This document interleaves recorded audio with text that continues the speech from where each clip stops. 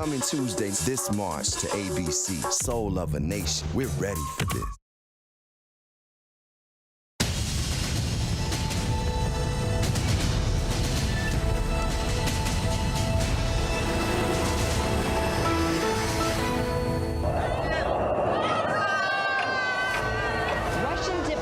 One of their 3-year-old daughters packed suitcases and a random ride down the railroad tracks via a push car near the border of Russia and North Korea. Finally leaving the rogue country after it closed its borders more than a year ago due to the pandemic. The Russian Foreign Ministry said the specially made car in which they rode for more than a mile and over a river was the only way they would have been able to make it home. A new shot of hope against the coronavirus. The FDA on the verge of issuing emergency use authorization for Johnson & Johnson's one-shot vaccine. Why the vaccine carries so much promise and how it performs against several highly contagious variants. This as members of the House vote tonight on that $1.9 trillion stimulus package. The president and the first lady touring Texas today, visiting a food bank and an emergency operations center, seeing the devastation wrought by those deadly storms and the failure to deliver power and water to millions of people.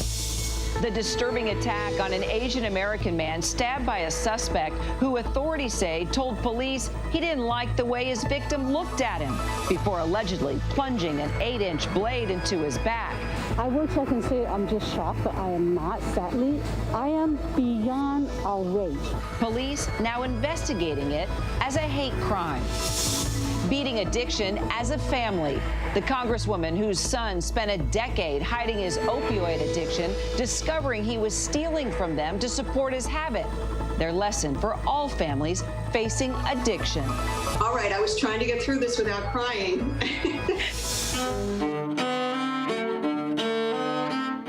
And the sound of success. Sheila Johnson, the first black female billionaire.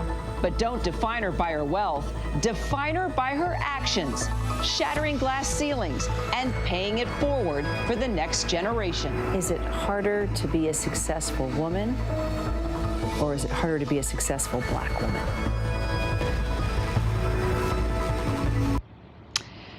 And good evening, everyone. I'm Kira Phillipson for Lindsay Davis tonight. Thanks for streaming with us. Light at the end of the tunnel has been difficult to find in the past year of this pandemic, but tonight, a new ray of hope. Today, an expert advisory panel has unanimously recommended that the FDA give emergency use authorization to Johnson & Johnson's one-shot coronavirus vaccine, putting it one step closer to becoming the third vaccine in the fight against COVID-19.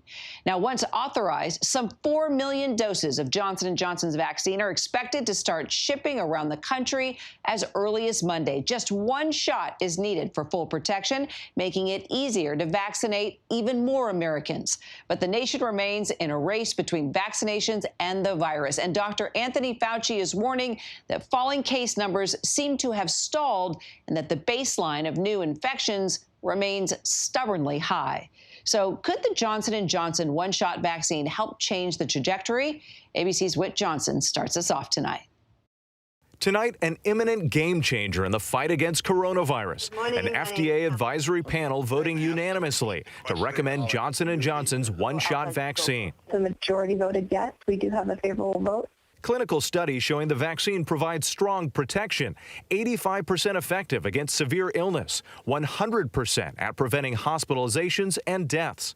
And another critical finding, early data suggesting the shot may also offer 74% protection against asymptomatic infections, making those vaccinated less likely to spread the disease. The FDA saying the vaccine had the expected side effects like fever and fatigue, and the company is looking into preliminary reports of 2 severe allergic reactions as seen in other vaccines, but top health experts calling it safe. We now have 3 highly effective vaccines.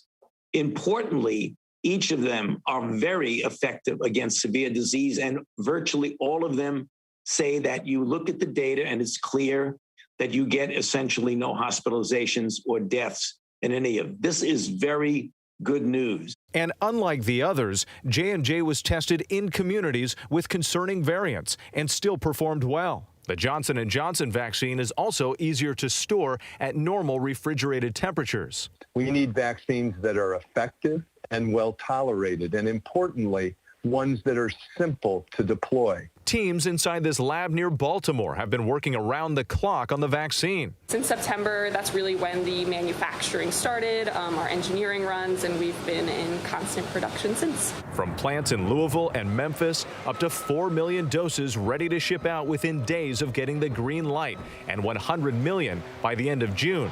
That's when the country could see enough vaccine for all American adults. And by the end of July, Moderna and Pfizer will deliver the last of their 600 million doses, which would mean a surplus. We're going to use every conceivable way to expand manufacturing of the vaccine, the third vaccine, to make even more rapid progress in getting shots in people's arms. But today, some health officials concerned about the variants, noting the recent plunge in cases may be stalling with an uptick in the last 3 days. The latest data suggests that these declines may be stalling, potentially leveling off at still a very high number. We at CDC consider this a very concerning shift in the trajectory. Still, the race to vaccinate is picking up steam. The 101st Airborne Division deploying to Orlando to support vaccination efforts there. And those shipments delayed by the storm now flowing in the Northeast. New York adding overnight shifts at mass vaccination sites after getting extra supply. A lot has now come in, so we're going to blitz this week. A busy week ahead. Whit Johnson joins me now at one of those mass vaccination sites at Citi Field. After that unanimous vote from the advisory panel, Whit, just explain the next steps for full FDA emergency authorization, if you will.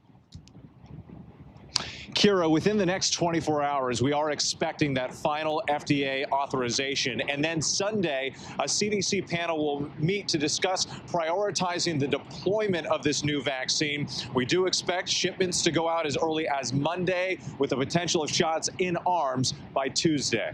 All right. Well, we also heard from Dr. Anthony Fauci, his concerns about the high case rates, but he did offer some reassurance that people who are fully vaccinated may be able to gather a bit more, right? And this is really encouraging news that people have been looking forward to, right? This idea of getting back to normal and getting close to our loved ones. Dr. Fauci said that 2 people who are fully vaccinated can likely gather together without masks with minimal risk. Beyond the household, though, he said it's going to have to be a gradual process as the case numbers start coming down, as more people start getting vaccinated. Because remember, Kira, we still don't know if people who are fully vaccinated can still spread the virus. So there is still some time to be had before we know for sure and before life can fully go back to normal. Kira. We can only hope. We're all crossing our fingers. Whit, thanks so much.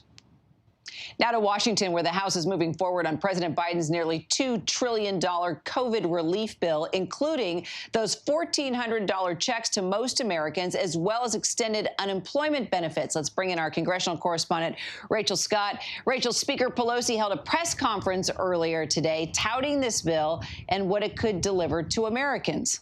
Yeah, that's exactly right, Kira. House Speaker Nancy Pelosi calling this a major step forward. And lawmakers here are up against a deadline on March 14th. That's when unemployment benefits expire for millions of Americans. So Democrats are now racing to get this bill on President Joe Biden's desk before then. It would include $1,400 in stimulus checks to most Americans. It's also going to expand unemployment benefits and the child tax credit and include billions more for vaccines and testing. Republicans, though, still opposed to that overall price tag. It's $1.9 trillion.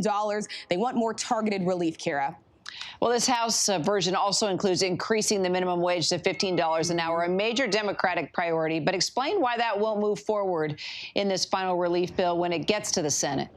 And this is a blow for Democrats. Tonight, they are trying to find another way to get this done. But the reality here is that a Senate policy rule overnight made it clear that that $15 an hour minimum wage hike is not going to make it into the Senate's version of the bill. It's going to be stripped. And this is because Democrats are trying to move forward with this without any Republican support. So they now laid the groundwork to make that happen. But House Speaker Nancy Pelosi also making it clear that they want to get this done. Kira, the federal minimum wage has not been increased since 2009. It is still $7.25 an hour, a number Democrats say is just too low.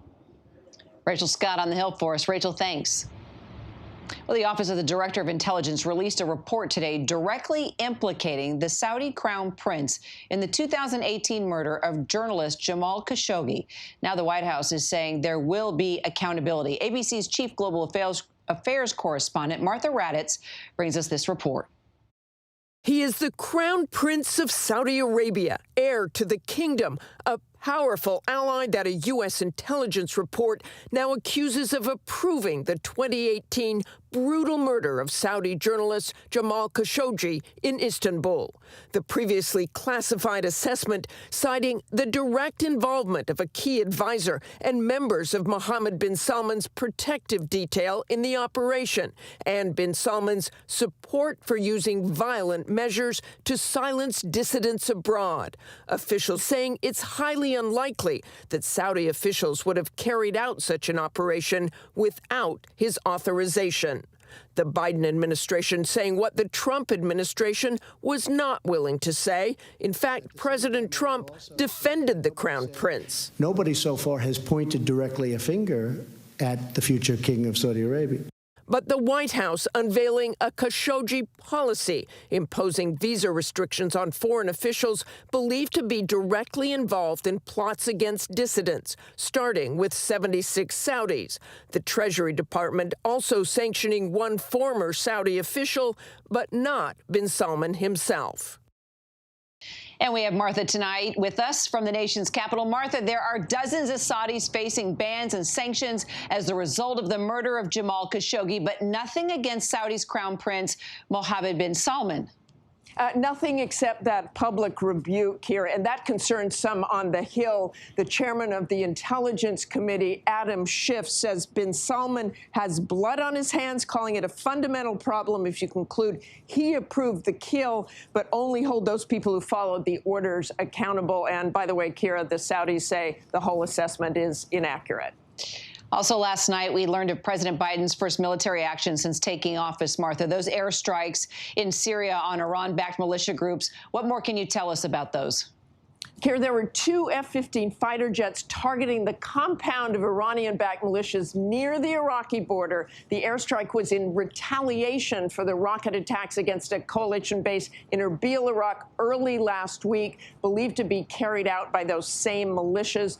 An American service member and several contractors were wounded, and a contractor who was working for the Americans was killed. And President Biden was asked about that today. He said, what message was he trying to send Iran with the airstrike? He said, you can't act with impunity. And then he paused and said, be careful. Kira? Martha Raddatz, thanks so much. Now to the ongoing recovery in Texas. President Biden got a firsthand look at the devastation and relief efforts today, touring an emergency operations center with Texas Governor Greg Abbott, and later a food bank with First Lady Dr. Jill Biden. Our Mary Bruce was there. President Biden touching down in Texas today to get a firsthand look at the recovery effort, fist bumping the Republican governor on the tarmac. The president and first lady stopping at this massive food distribution center. Biden hugging a little girl there volunteering with her family. More than 575,000 Texans are still under boil water notices tonight. Across the state, responding to the storm has already cost counties more than an estimated $165 million. When a crisis hits our states, like the one that hit Texas, it's not a Republican or Democrat who's hurting. It's our fellow Americans who are hurting. And it's our job to help everyone in need. Look out for one another. Leave nobody behind. Just 5 miles down the road from the president tonight, we met Monica Ware outside the motel where she's now staying with her husband and 4 young children. Their home destroyed, flooded when the power went out and the pipes burst. We lost good 85 to 90% of our items and our stuff, our belongings, everything we had. What you've just described is really hard to imagine. It is, but, you know, I can't think about me right now. I can't really, let it affect me because I have them. And I just got to stay positive. So many Texans facing huge bills from power companies after the storm. Today, one woman filing a $1 billion class action lawsuit after she was slapped with a $9,000 charge. Some of that money automatically deducted from her bank account, and she wants it back. Mary Bruce joining us now from Houston. Mary, a long way to go in Texas, but one striking image today, President Biden fist bumping with the Republican governor of Texas, also meeting with one of the state's Republican senators, John Cornyn, but the state's other senator not in Texas today. What's the deal? Yet notably absent, you will note, is Senator Ted Cruz. He was down in Florida today giving a political speech at a conservative conference where he actually joked about taking that trip to Mexico while his state was in the midst of this crisis, that vacation that sparked so much outrage. The White House asked about it today, said there was, quote, neither an invitation nor a request for Cruz to attend the president's events here today. Kira.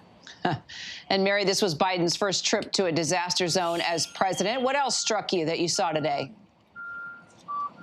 Yeah, look, this is actually something that Biden enjoys most as a politician, right? Getting outside of Washington, a chance to get on the ground and actually speak with Americans. An opportunity today was for him to actually really connect with those who are suffering in the midst of all this. We saw him stop by a recovery center, an emergency recovery center, an opportunity to get a sense of how the recovery is going, but then also stopping by that huge food bank, speaking with volunteers. I was actually surprised that Joe Biden didn't spend more time greeting families here on the ground. But of course, they're trying to balance getting the president out of Washington and also doing so safely in the midst of this pandemic, Kira. Mary Bruce, thank you. And when we come back, another vicious and brutal attack targeting an Asian American, the victim allegedly stabbing him in the back. Millions of people have been vaccinated and millions more have grown frustrated trying to get one. Our look at why it's so hard to get an appointment. And the opioid crisis has silently grown worse during the pandemic. What do you do as a family if someone you love is struggling with addiction? A mother and son's emotional journey next. Robin Roberts, George Stephanopoulos, Michael Strahan. Wake up with America's #1 most watched morning show, ABC's Good Morning America. The world may feel out of your control, but your happiness doesn't have to be. Learn the secrets to happiness. Listen to the 10% Happier podcast, free on Apple Podcasts. ABC News honored winner for the second straight year with the Edward R. Murrow Award for Overall Excellence in Television. ABC News, America's #1 news source. The reality is our country can collapse from within. You see the white power movement on the march.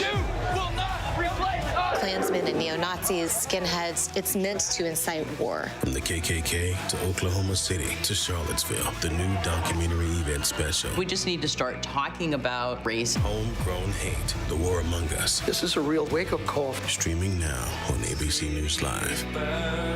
Remember that amazing music festival on an island in the Bahamas? Firefest. Well, let's just say it didn't go as people hoped. Look at those mattresses. Jesus! I am stranded in the Bahamas. And now Firefest creator Billy McFarland answers some big questions. This call is from a federal prison. William McFarland. What do you say to people who would just call you a con man? Wait until you hear his answer. Oh, no. I'm Whoopi Goldberg. This is The Con. Wednesday night on ABC. The story is incredibly dark. Bizarre. Crazy. Doomsday. She planned on surviving the end of the world. Yes.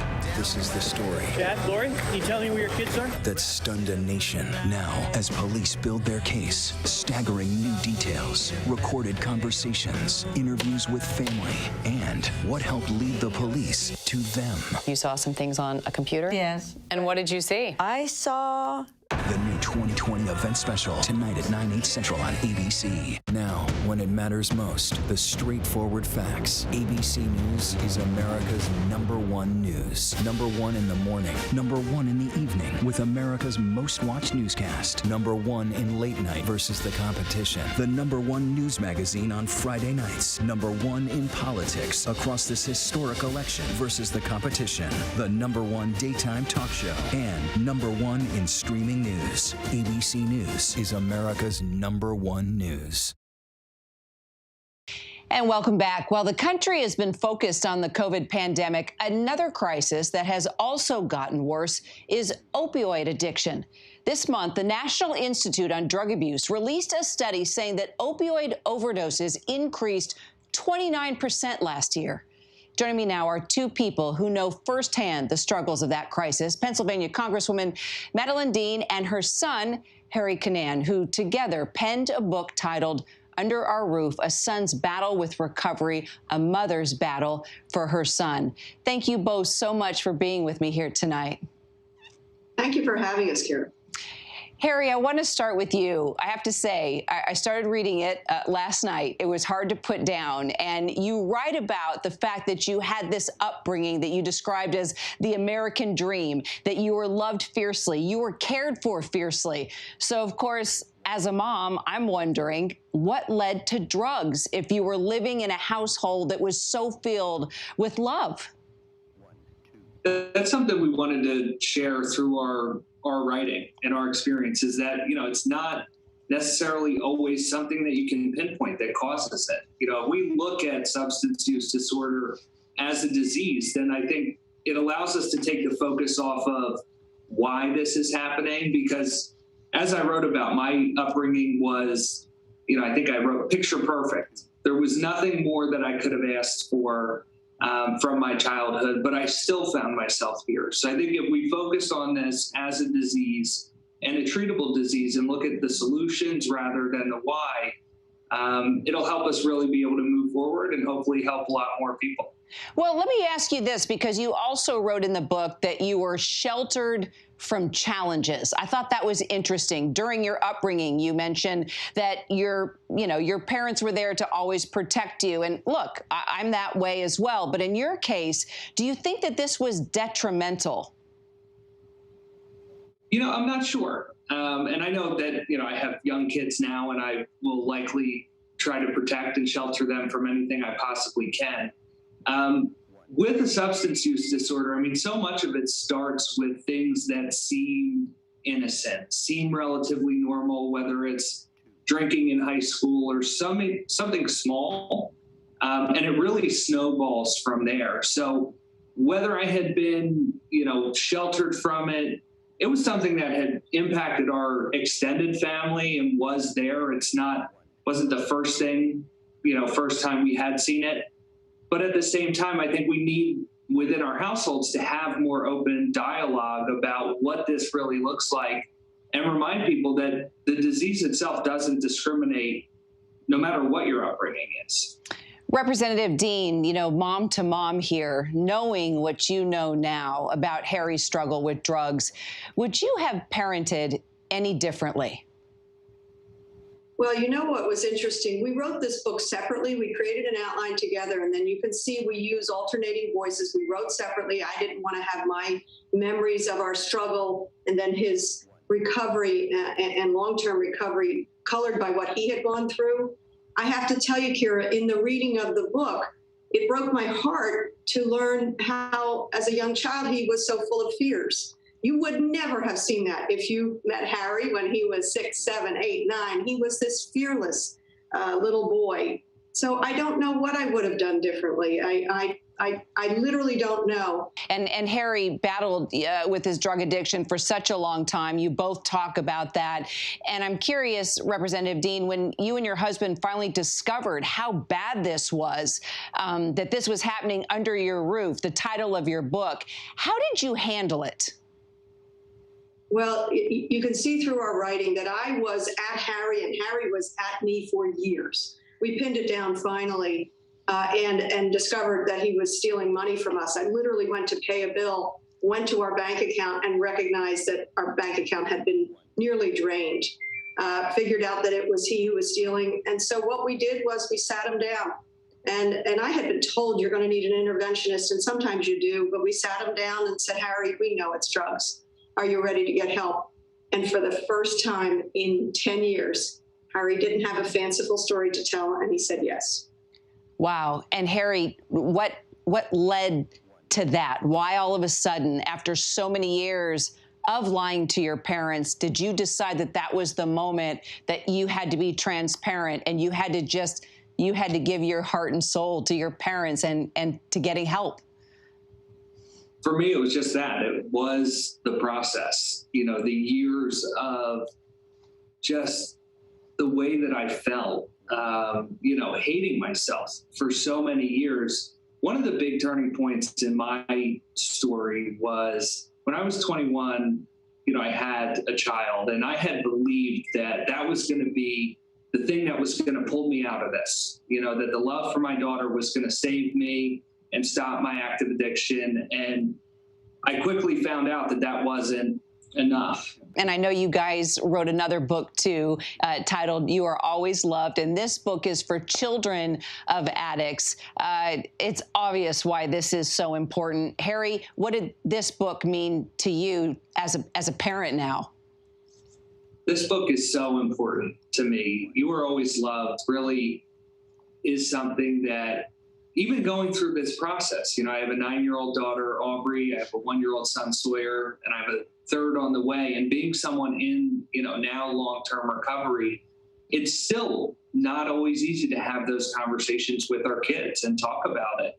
And that's something that we wanted to provide a platform for families to have these conversations. I just have to say, Mom, when you look at your son right now, how does it make you feel yes, exactly. You want to hug him and you want to kiss him. How does it make you feel now when you hear him and you see him and you sit next to him, knowing what he's been through and knowing that what you're looking at now is that little boy that at 100 pounds made the football team and was the spirit of that team?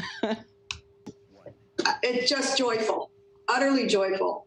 And that's one of the reasons we wrote the book. We thought if we can show others our fault lines, the difficulties we had, the difficulties of someone in active addiction, and then the joy and the hope in recovery, we might help somebody else. That's literally what we hoped. I had no idea. I thought it was drugs. I thought it was addiction. I had no idea what addiction really looked like until he got into recovery, and literally until I read his half of the book. I did not know the depths of this. Speaking of that, not just a mom, but you are a member of Congress. So I have to ask you a political question as well. I mean, as we know, Congress can be quite stubborn when it comes to policy and getting things done. Where do you feel that you can confidently make an impact when it comes to governmental decisions now and drug addiction? Because it's personal for you now. It's not just a professional thing. I think the most basic thing we can do is, number one, I literally have a bill called Stop the Shame. It has to do with college campuses and making sure that people realize that the stigma should not be associated with disease. We also have a bill around healthcare. Addiction services, recovery, and treatment ought to be a part of mainstream healthcare, not something a la carte that's too expensive for most people. So we have a bill around that. We also have bills around criminal justice reform, because you know and I know that while the disease doesn't discriminate, our criminal justice system sure does. And so too many people of color are behind bars or have criminal records because of their substance use disorder. We have to stop that. We'll be following all your moves, that's for sure. Harry, I know you've had a second chance at life, also love and a family. Congratulations, your family is gorgeous. Congresswoman Dean and Mom, I know you're very proud mom, grandmother, and a part of Congress trying to make a difference. Thank you both so much for just sharing something so personal with all of us. We really appreciate it. Thank you for having us. Thank you. And still ahead here on Prime, from Black History Month to Women's History Month, our conversation with TV mogul and mentor Sheila Johnson, her empowering message for women and what she learned during the pandemic that just may surprise you. Prince Harry, like we have never seen him before. And what's playing a bigger factor in vaccinations, race, or education? We take a look by the numbers. But first, our tweet of the day. It's never too late to pay your respects. NASA making sure one of its hidden figures, Mary Jackson, is finally given her due, naming their Washington headquarters after the first Black female NASA engineer.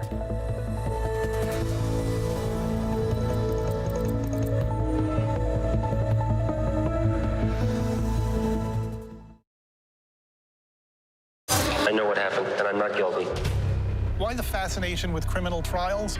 Figure out what's really out there. search revealed she had murdered his family. I know in my heart they did this. It's the time of suspicion. The ending's really tough. You don't know whether truth is going to be difficult to find unless you try to find it.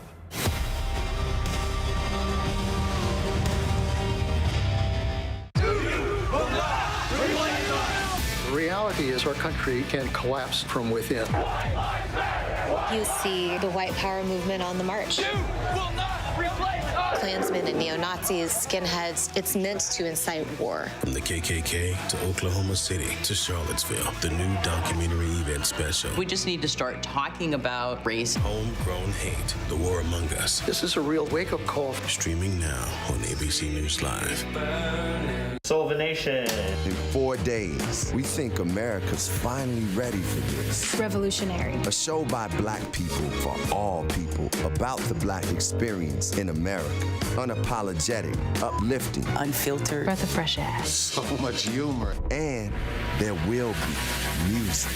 Tuesday night at 10/9 Central on ABC. Soul of a Nation. This is Common, and I hope you'll watch Soul of a Nation. I'll be watching. In recognition of all you've done, The people of the world hereby crown you Queen of Soul. Make sure the world only sees the Aretha Franklin you want them to. You got to disturb the peace when you can't get no peace. This is what you were meant to do. Genius, Aretha, premieres Sunday, March 21st at 9 on National Geographic. The world may feel out of your control, but your happiness doesn't have to be. Learn the secrets to happiness. Listen to the 10% Happier podcast, free on Apple Podcasts. Robin Roberts, George Stephanopoulos, Michael Strahan. Wake up with America's #1 most watched morning show. ABC's Good Morning America. ABC News honored winner for the second straight year with the Edward R. Murrow Award for Overall Excellence in Television. ABC News, America's #1 news source. We talk a lot about the supply and availability of COVID vaccines, but a key question is how many Americans are actually willing to get vaccinated. 2 new studies show that vaccine acceptance is on the rise and that education is now a bigger factor than race in predicting who's willing to get the shot. So here's a look by the numbers. At least 55% of Americans plan to or have already been vaccinated, according to the Kaiser Family Foundation. That's up 47% in January and 34% in December. Now, on the flip side, 22% of Americans say they want to wait and see how the vaccine works for others before getting it. And 15% of Americans say they definitely will not get vaccinated. Now, another study by researchers at USC finds a widening gap based on education. 76% of Americans with at least a bachelor's degree plan to be vaccinated or have already been vaccinated, compared to 53% of those without a college degree. In other words, a college degree is associated with a 43% increase in vaccine acceptance, larger than the 32% difference that researchers found between white and Black Americans and the 3% difference between white and Latino Americans. And we still have a lot to get to here on Prime. Why is it so difficult to get a COVID vaccine appointment if you are eligible? We sit down with the UN Secretary General and ask what he thinks about the fact that 130 nations on our planet have yet to receive a single COVID vaccine dose. But first, a look at our top trending stories on abcnews.com.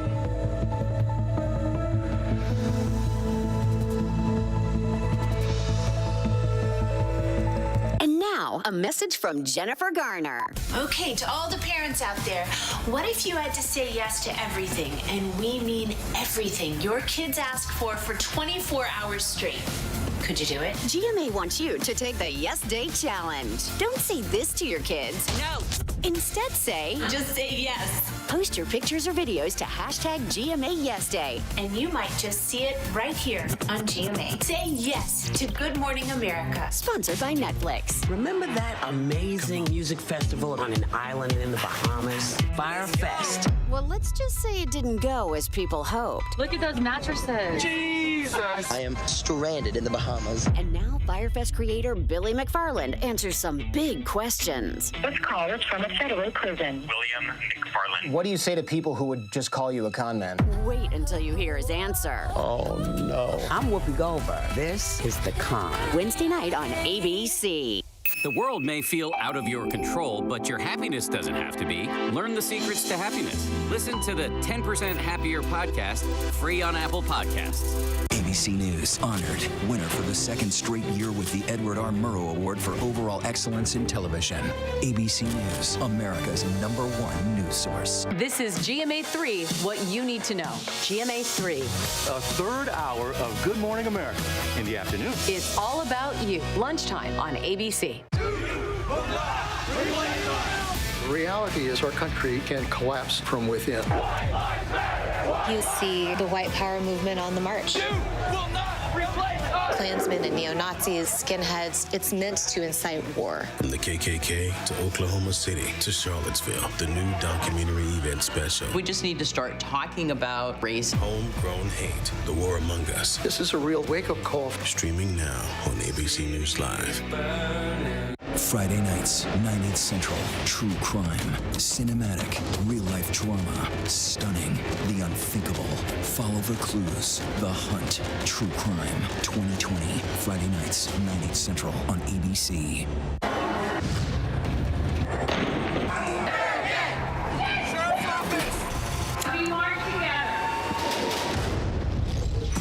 The most powerful stories of our time, anytime.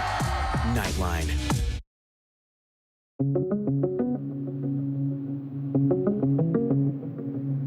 An FDA independent advisory board discussing Johnson & Johnson's single-dose vaccine at this hour to decide whether it's safe and effective for American adults.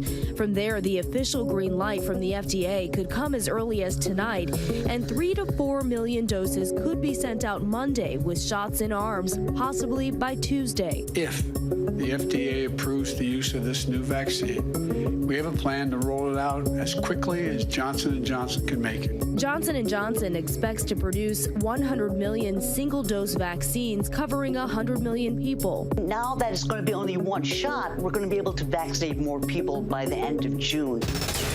1 week after a massive winter storm through Texas, the president and first lady are visiting the devastated area.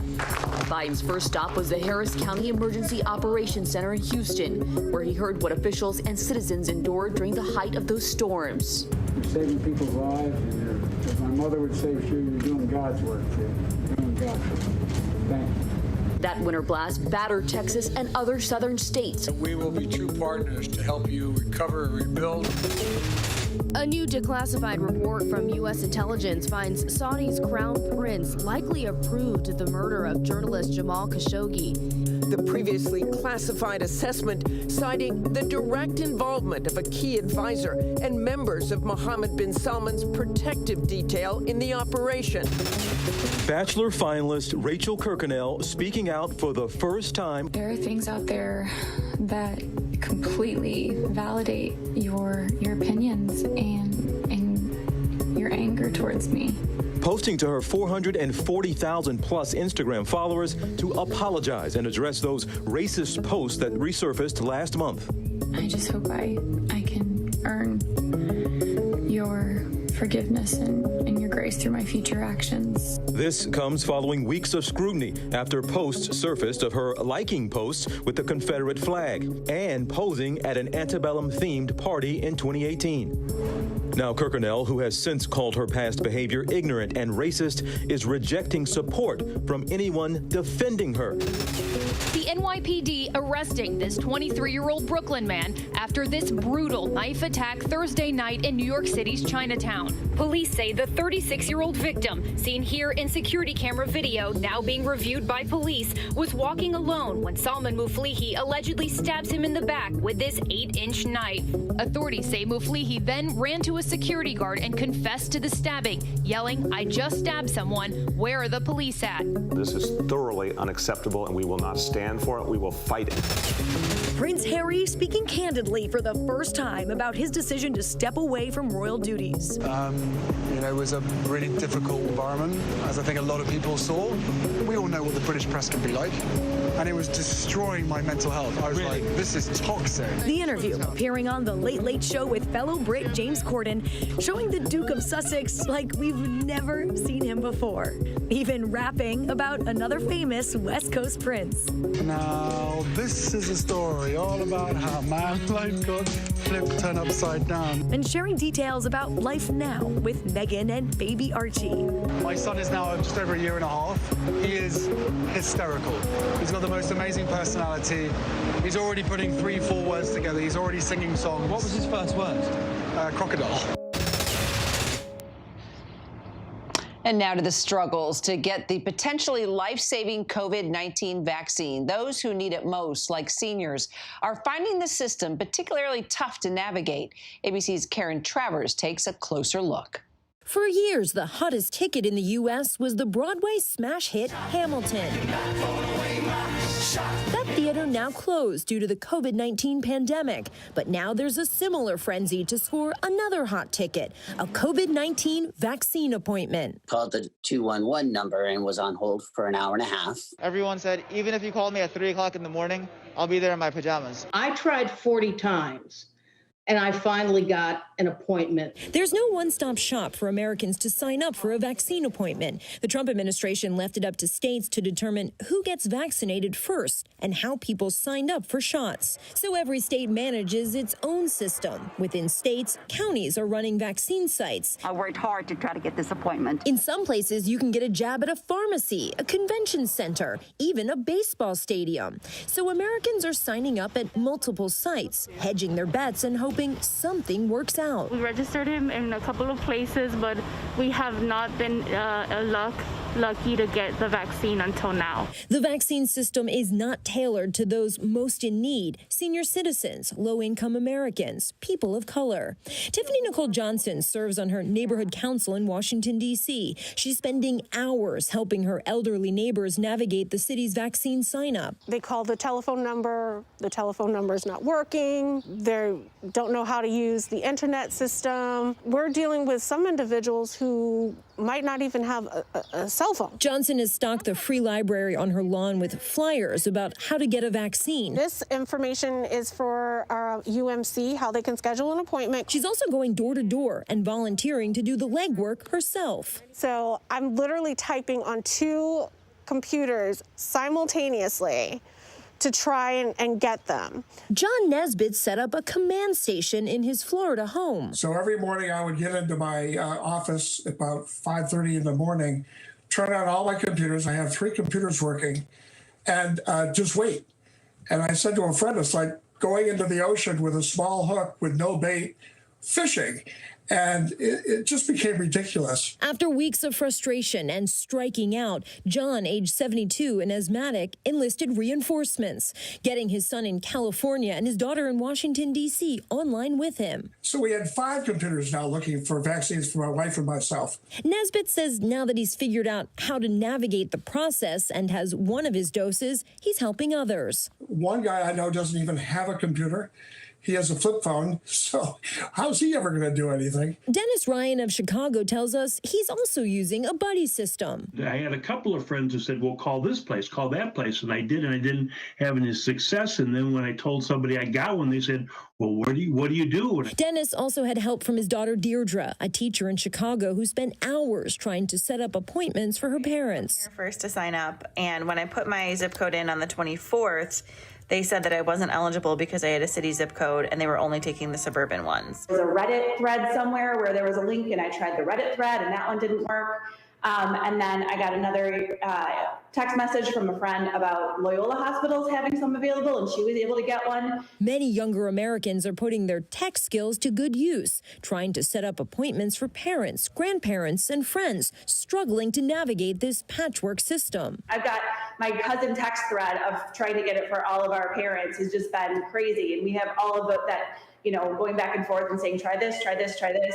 Olivia Adams is a software developer, and she watched her mother-in-law grow frustrated trying to sign up for a vaccine in Massachusetts. So I thought, is there a way I could put my software skills to use to make that? And so I worked on my website. Adams says she's trying to fill a void in Massachusetts and provide an easy, clear way to see where vaccines are available. They just list all of the places that are giving vaccines and a website or contact email or phone number for them. And all of the websites and sign-up experiences are different. Olivia Adams is on maternity leave. I asked her, why is she the person figuring this out, juggling an infant and a toddler? Obviously, I shouldn't be the one that's writing this website. It should have been done already. I asked the White House what the federal government is doing to address these issues. Why can't there be a better system so it's easier to just sign up and wait for your turn? We agree with you completely. That it is completely confusing, has been around the country in states and localities. But our focus is very much on increasing communication, ensuring, exactly as you said, that the American people know how,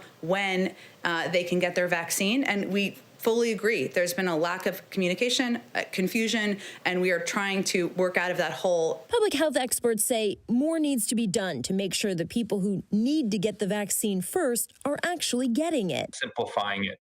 For those folks that can't get to a computer or use a computer to make an appointment, they have another pathway. For those that are homebound, we're able to work with home health agencies to come to your house. Tiffany Nicole Johnson worries that without assistance, some of her neighbors just won't get their shots. But it should not be an issue where those who have the know-how get the vaccination and those who don't have the know-how or the supports can't. That's not equitable. Karen Travers, ABC News, Washington. And our thanks to Karen. From the pandemic to climate change, our world is, well, frankly, changed. So our Juju Chang sat down with the United Nations Secretary General to get his take on some of the biggest issues that we face, no matter where we live. Secretary General Antonio Guterres spearheading the United Nations response to every major global crisis since he took office in 2017. As the pandemic ravaged the globe, Guterres front and center, advocating for increased testing and equal access to vaccines for nations rich or poor. You called it the biggest moral test before the global economy. What do you think about the fact that 130 countries haven't had a single dose? This is a suicidal approach for everybody. We see now a virus that is mutating. And the more the virus spreads, the more it changes. And when it changes, it can become more deadly, more transmissible, but worse, more resistant to vaccines. So if you vaccine your country, but you forget to vaccine other countries, and in other countries the virus mutates, it will come back in a way your vaccines might no longer be relevant. So this is the moment in which I think we need a global vaccination plan. And those that must lead it must be those that have the power and the resources. How concerned are you that these variants will pose a long-term threat? If we don't vaccinate in a short period, everybody, everywhere, if the virus goes on spreading and changing, we might come to a situation similar to the flu, in which we don't get rid of it. Every year there is a new flu. Every year the vaccine of the last year is no longer adequate. You need to have a new vaccine. But the flu doesn't kill as much as COVID. So we cannot afford to have, in a disease that kills so many people as COVID, the same situation as the flu. We must get rid of COVID. And to get rid of COVID, the best is to concentrate all capacities, all resources, and to make sure that we are able to vaccinate everybody, everywhere. Among Guterres' other major priorities, urgent action on climate change. A report just released by the UN paints a startling picture of a planet in decline. Roughly 9 million people die from pollution every year. The UN climate report is being described as the starkest report yet on the environment. I'm curious, the U.S. has just this month rejoined the Paris Climate Accords. How do you counter this feeling among everyday people that perhaps it's too late?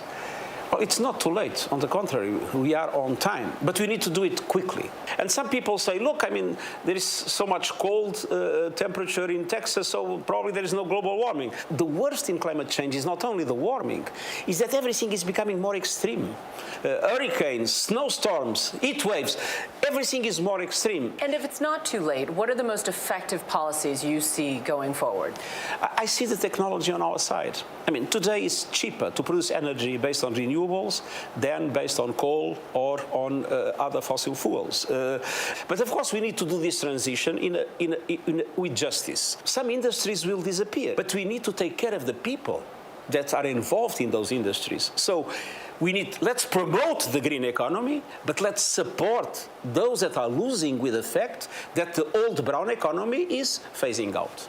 But as the world evolves, Guterres says an epidemic of misinformation is giving rise to fear and hate. What can be done, in your view, to fight that kind of disinformation that seems to be at the core of all of this divisiveness?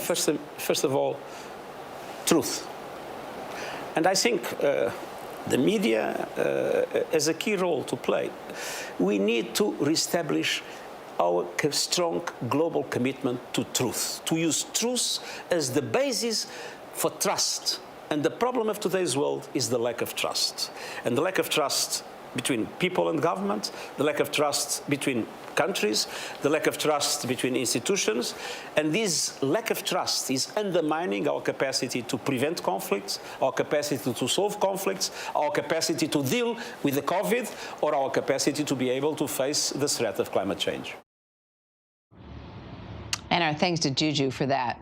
Up next, my exclusive conversation with a woman that can only be described as a quintessential American success story.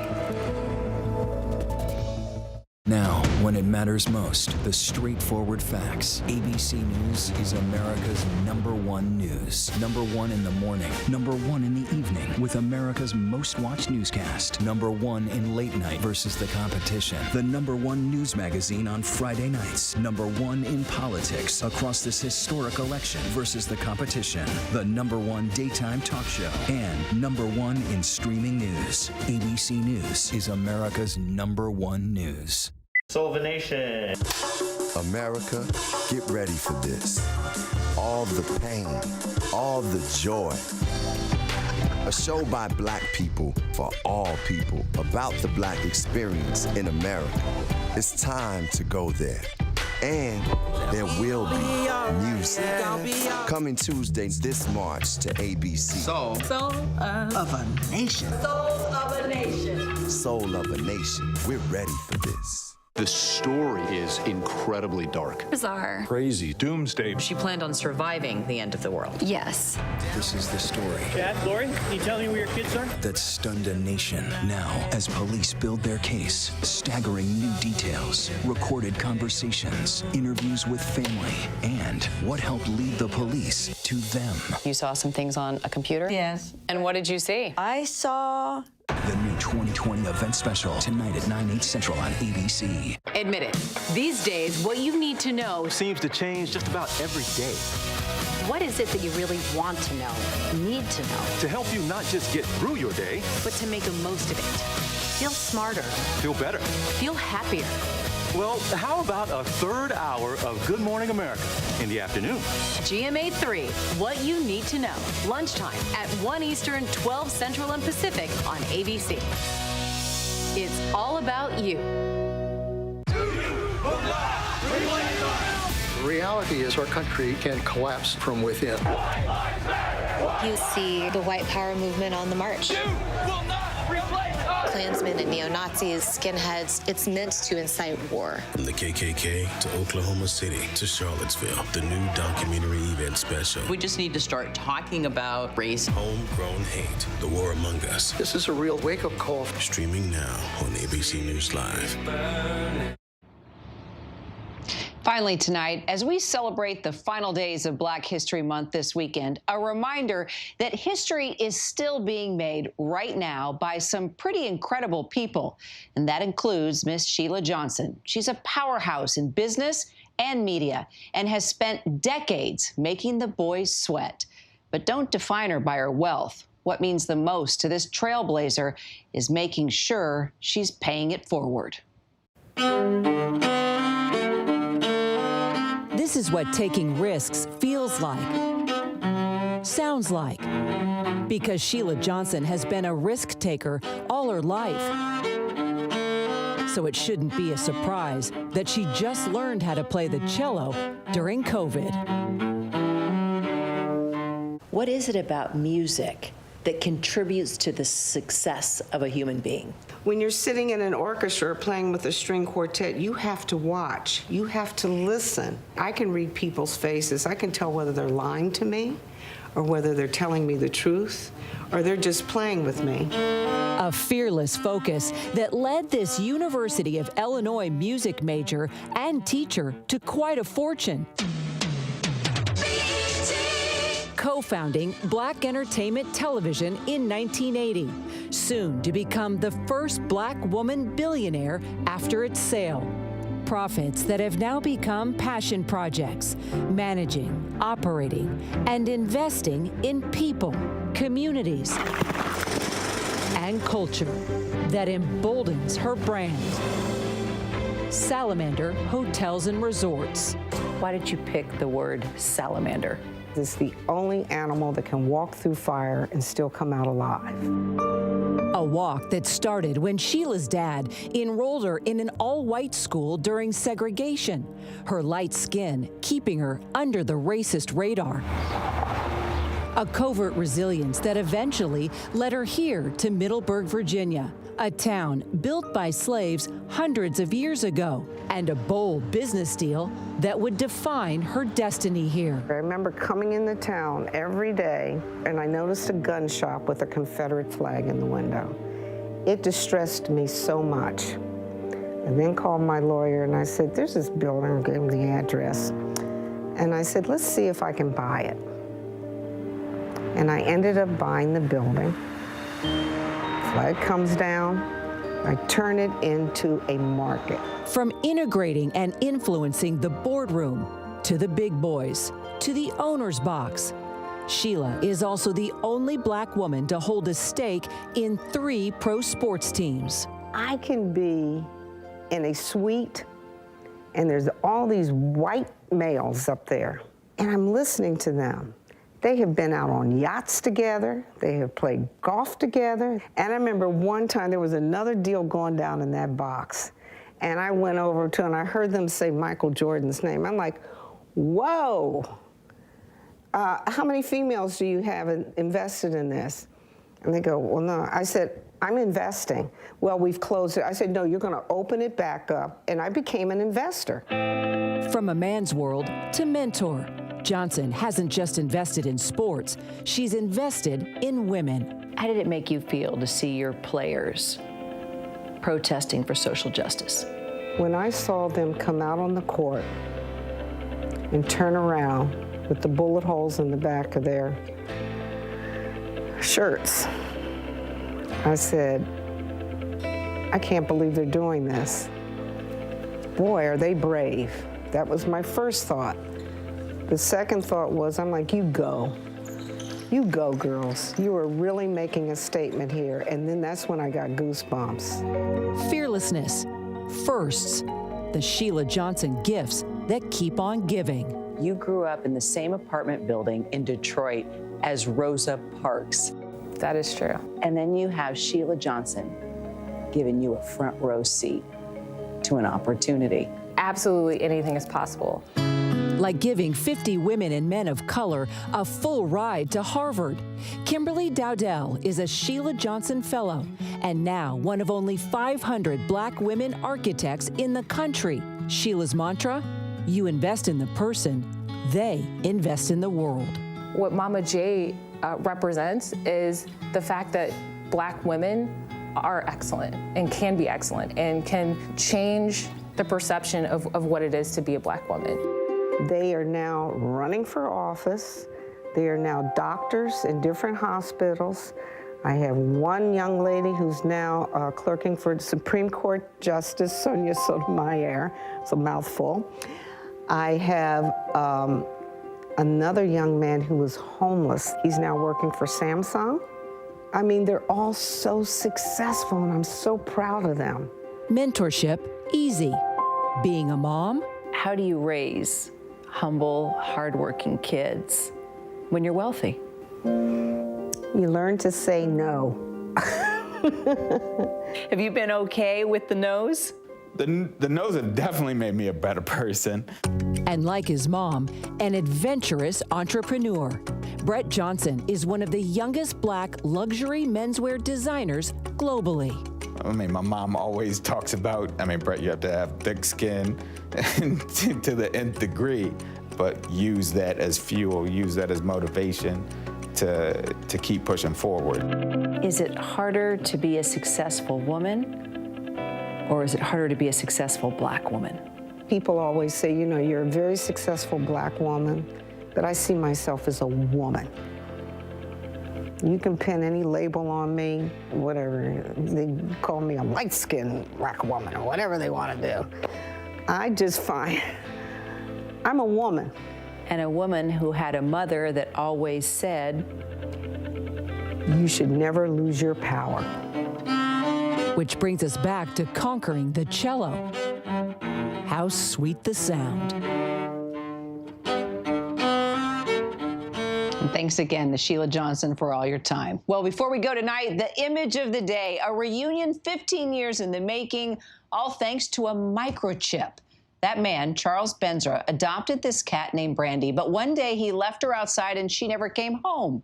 Well, a few days ago, Brandy was reported as a stray and taken to an animal care center in Southern California. She was malnourished and weighed the same as she did when she was a kitten, but we're told she's eating now and she's starting to gain weight. That's our show for this hour. Stay tuned to ABC News Live for more context and analysis of the day's top stories. I'm Kira Phillips. Thanks so much for streaming with us. Have a great weekend.